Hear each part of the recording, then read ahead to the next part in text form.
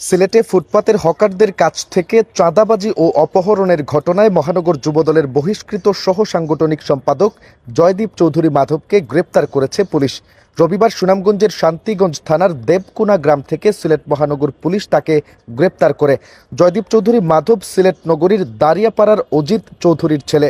Police জানায়, গত ২৮ ফেব্রুয়ারি সিলেট জেলা পরিষদের সামনের ফুটপাত থেকে কাজল মিয়া নামের এক হকারকে জয়দীপ চৌধুরীর নেতৃত্বে অপহরণ করে জিন্দাবাজারের সীতারা ম্যানশনে নিয়ে আসা হয়। সেখানে ছোরা দিয়ে ভয় দেখিয়ে ১৬,৫০০ টাকা চাঁদা আদায় করে এবং তাকে মারধর করা হয়। পরে তার কাছে আরও ৩০,০০০ টাকা চাঁদা দাবি করা হয়। এদিকে এই ঘটনার প্রতিবাদে ২৮ ফেব্রুয়ারি রাত ১০টার দিকে জিন্দাবাজার মোড়ে সড়ক অবরোধ করে বিক্ষোভ করেন হকাররা।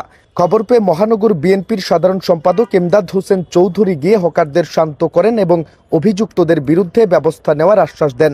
এর ২ ঘন্টার মাথায় রাত ১২টার দিকে কেন্দ্র থেকে বহিষ্কার করা হয় যুবদল নেতা জয়দীপ চৌধুরী মাধবকে। চাঁদাবাজি ও অপহরণের ঘটনায় কাজল মিয়া বাদী হয়ে শনিবার কোতোয়ালি থানায় মামলা দায়ের করলে পুলিশ সুনামগঞ্জের শান্তিগঞ্জে অভিযান চালিয়ে তাকে গ্রেপ্তার করে বলে জানিয়েছেন মহানগর পুলিশের মিডিয়া অফিসার মোহাম্মদ সাইফুল ইসলাম।